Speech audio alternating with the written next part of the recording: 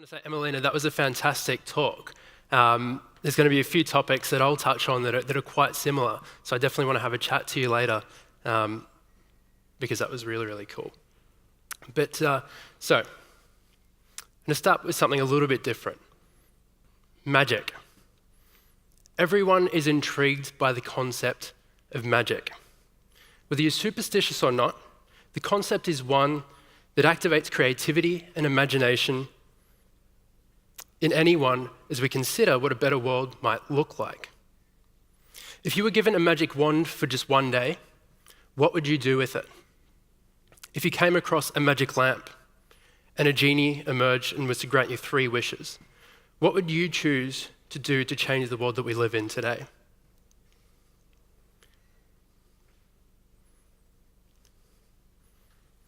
Many people say that they'd make themselves rich, but that just creates a new question as to what you would do with that extra money. Maybe it's to cheat death, but it's a similar question that's raised then. What would you do with the gift of additional time? Common between these two very popular responses is the implication about increasing available opportunity. So take a moment to think about this and what you'd choose to do with your magic wand. What's the greater purpose behind your wish? The driving force behind your decision? So I want to take a moment, I want to challenge at least a couple of you to stand up and maybe share what you would do if you were given a magic wand for a day. Who's brave enough to do that? Okay, yes. I would like to have as much money as Elon Musk to work on my project. Fantastic. So I've got another question for you, because it goes back to this. So it's good. Let's go a little bit deeper. What would your project be? What do you want to do with your project? Well, I have plenty of ideas, but most of the time I can't invest everything I want on a given project. So I just work a bit on it, and then I go to another project. Great. So you want to be like Elon Musk. You want to build a Tesla or a SpaceX and solve a bunch of problems. Is that sort of what you're saying? Well, that would be great to be able to have sufficient money to progress and do real R&D on a project that I would choose. Fantastic. I love it. Thanks very much. Okay, down here at the front. I would get the best team in the world to build something for space food. I love it. Space food. That's a really, really good one, because there's not enough focus on space food at the moment. We can get to Mars. That's the easy part. But what are we going to do to eat once we're there? I love that. Thanks very much. Give these guys a round of applause.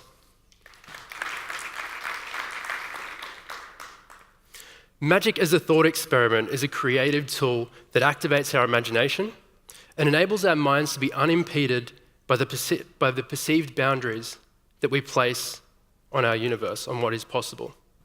So I like to use magic as a starting point to inspire people, hopefully, because it stops them from talking down their own passionate ideas about what they want to do with the world, because they start to think about all the different reasons why that can't work. And instead, they start to form a strategy of how they can make it possible. Who's seen this before? Who's read this before? Great.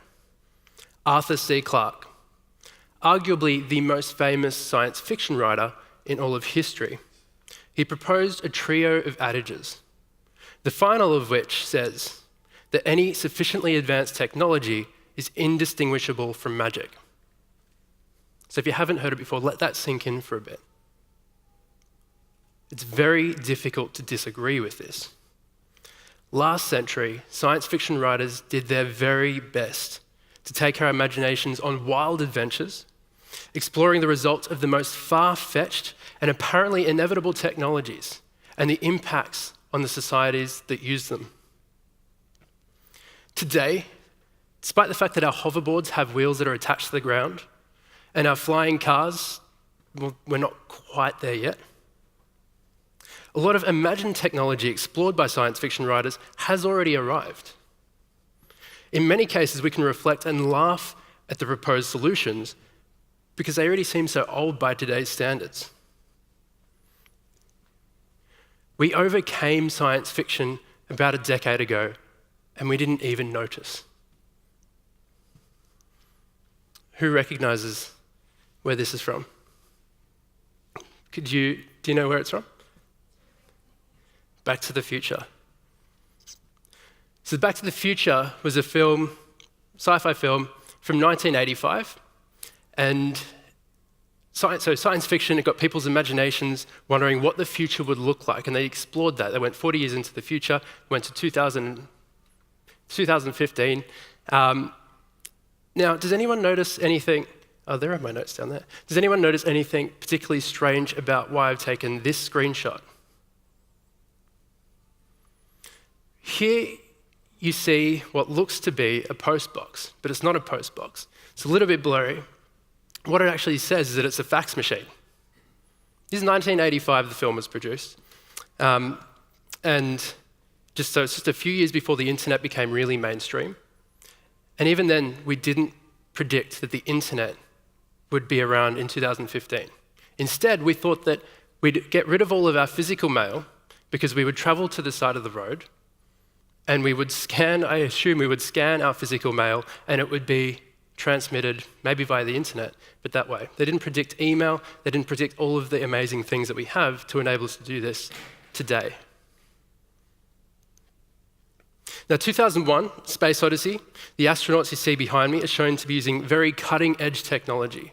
They're in a very cutting-edge spacecraft, they're doing really amazing things, and some of you might recognize this picture because it caused a bit of a fuss when Apple and Samsung were actually in a legal dispute a few years ago about whether the iPad was prior art or whether it was novel. You can see a couple of tablet computers here. They literally look exactly like what we have today, and they do exactly the same thing. When you're watching the scene, they're scrolling through the news, they're watching videos. And this was from, I think it was in the 70s.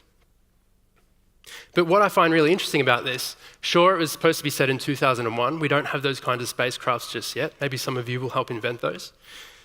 But some of the technologies that are around don't really match up with these iPads. Today, we build and sell iPads and similar tablet devices for 3-year-old children as educational devices. But finally, and this is my favorite example from a TV show that was one of the most inspiring for me when I was a child, the Jetsons. So the Jetsons had a large green machine that was next to the dining table, and whenever they needed to have their meal, whether it was breakfast, lunch, or dinner, they'd program the device, and within a few seconds, a few moments, any meal would arrive on their dinner plates. Fantastic, right? Now, 3D printed food in the home is not really there quite yet. But we do have other options that I would argue are actually better. The outcome is either the same or better today. Services like Uber Eats or Deliveroo mean that we're able to use our smartphones. We press a few buttons, and then we have a whole myriad of choice of different foods that can arrive to exactly where we are standing in just a few minutes. It's better because we don't have to have a massive machine sitting right next to the dining table. We can be wherever we are. The important part when looking at these examples of science fiction compared to reality today is the result of the technology. What the supposed technology enables us to do, not the underlying technology itself. We're amazed by the opportunities that technologies bring us, to the point where, as humans, we sometimes forget that the whole point is actually to solve problems for real people. And when we're looking for new ways to solve real problems, there might be 1,000 different kinds of technologies that we can use to do that, and 1,000 different kinds of business models that if we want to help scale it to reach as many people as possible. The technology, as you can see here, the rocket ship is just one small part of the larger picture. And none of this matters for the person whose problem you're trying to solve, but it does matter for you if you're the one trying to solve the problem. Today, it's so normal for us to press those buttons on our smartphone to order some food through a service like Uber Eats. And the meal will just arrive within a few minutes. At the same time, we're so far away from having our 3D printed meal planners at home or our replicators. But none of that really matters because we already effectively have the same capability. At least in nations with services like these, the problem of cooked meals on demand is solved. And it's not magic. So if you had a time machine and you traveled back, let's say, to even 1990, so it doesn't have to be the 1500s, it doesn't have to be that long ago, what do you think someone would say if you told them that you had a special remote control that gave you a superpower that you could do exactly that? Food would just arrive within a few minutes. Maybe they'd tell you that it was magic. So this is really important for us to think about. This is why I'm stressing the point so much. Because as we strive to solve new problems, to improve the world around us, there are many new existing and emerging technologies that can help us solve them. The trick, as people holding our magic wands, is learning what tools and resources are available, developing a very deep understanding of the problems for people that you're trying to solve, and only once you have that understanding, to take the time to explore all the different ways, not just one piece of technology, that you can use to solve it. In a way, you might consider that magic is real, but it's nothing to do with the supernatural. Instead, it's the ability to create and integrate technologies that already exist into valuable and accessible products and services that solve problems for real people. And it's up to you to create the magic. So if we were to consult an English dictionary on the definition of humanity, we'd be pretty underwhelmed with the results, as you can see behind me. Many of the definitions are self-referential, so it doesn't really help at all. Or they mention being a man, woman, or child. But these definitions, I think, really miss the wondrous nature of what I think most of expect the term humanity to represent. As humans, we strive to maximize our available opportunities. And we have done this since the dawn of time. Regardless of culture or religion, the concept of searching for and building a utopia is a concept that features heavily in stories across time. As humans, we're able to use our collective intelligence, both immediately and through standing on the shoulders of giants that have come before us, to create new technologies and incrementally untap a greater abundance of resources and hence opportunities for ourselves from the universe.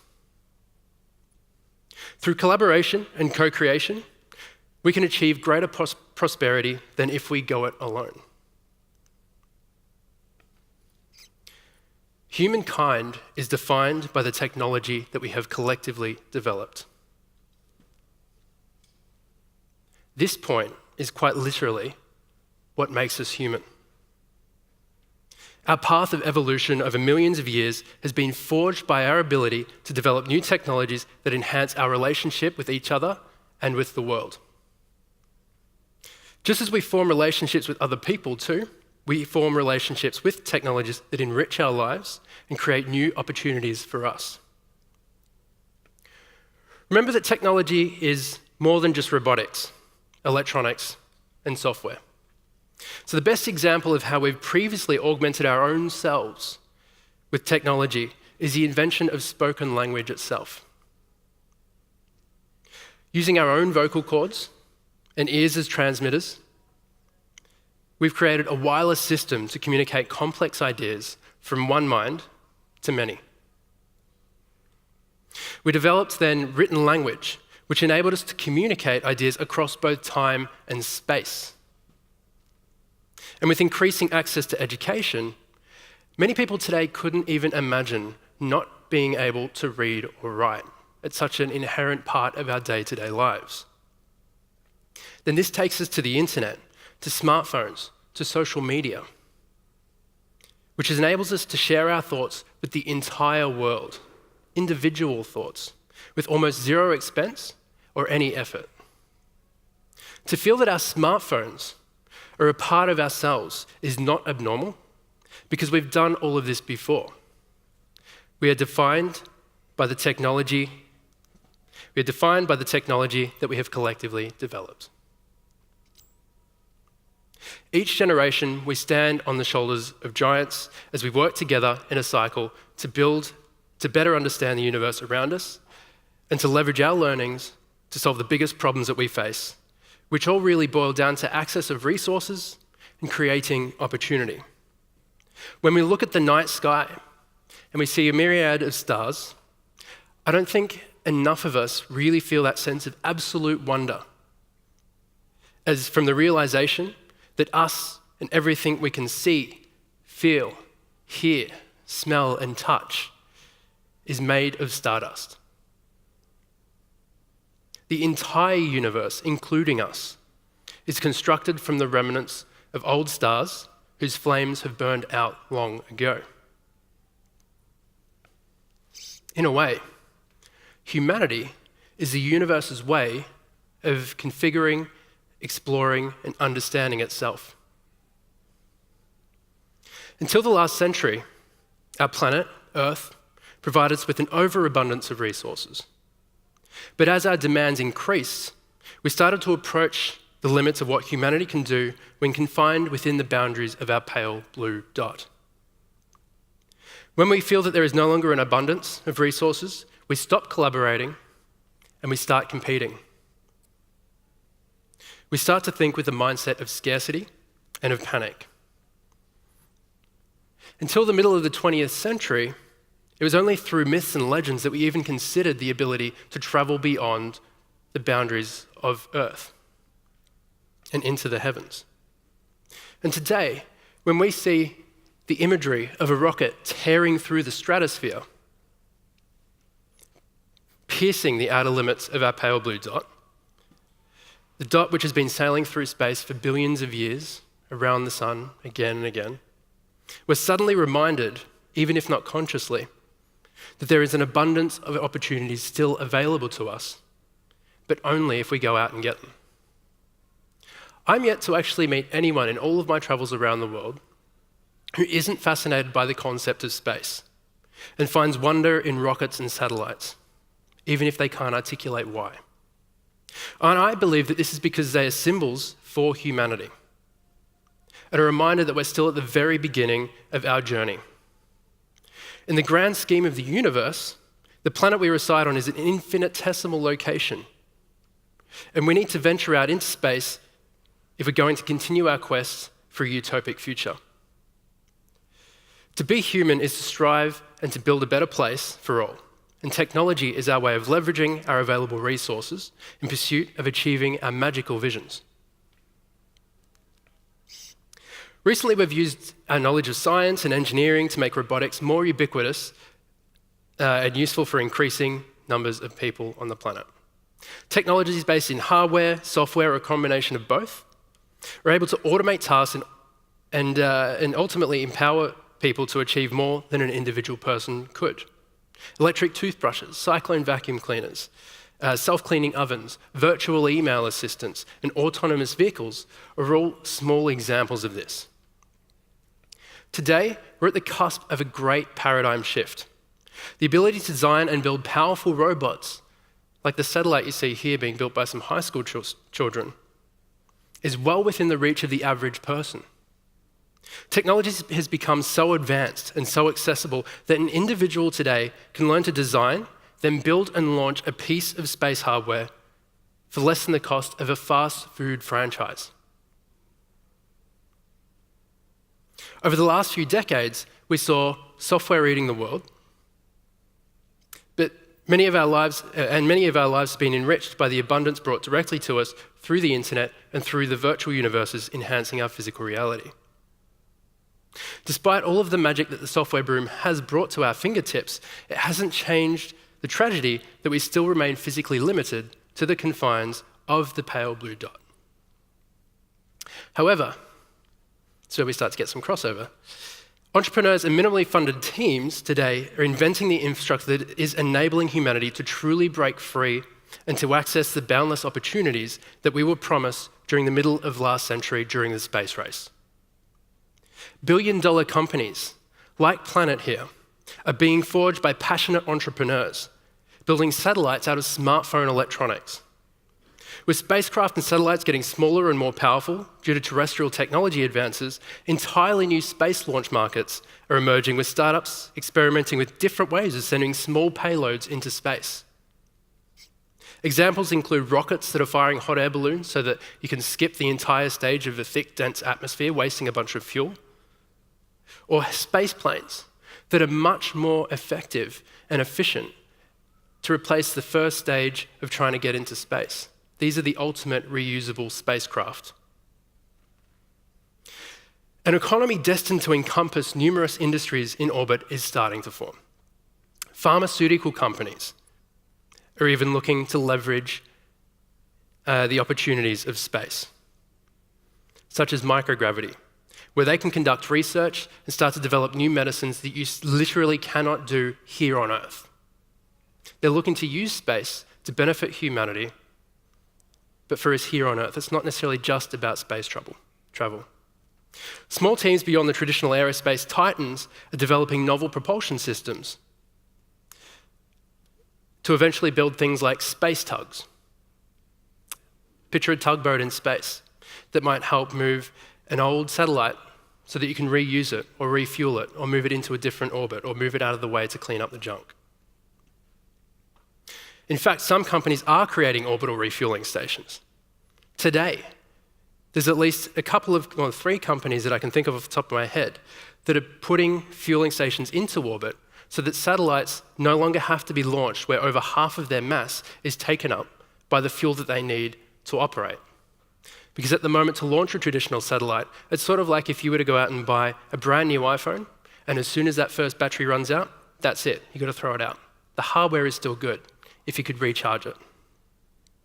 The entire space economy is being transformed thanks to these minimally funded entrepreneurs and advances in robotics technologies. And this is all leading humans towards the cislunar economy, an extraterrestrial economy of organizations conducting trade between many different organizations and industries. These all happen in the space between the Earth and the Moon. So none of this is science fiction. None of this is magic. This is all possible, and this is happening today. So if you're a big thinking scientist, engineer, problem solver, and you're here in this room right now, you're well placed to lead the charge for humankind to take its great leap into the infinite. So I implore you to take this plunge and join us as we accelerate humanity towards our utopic future. Thank you very much.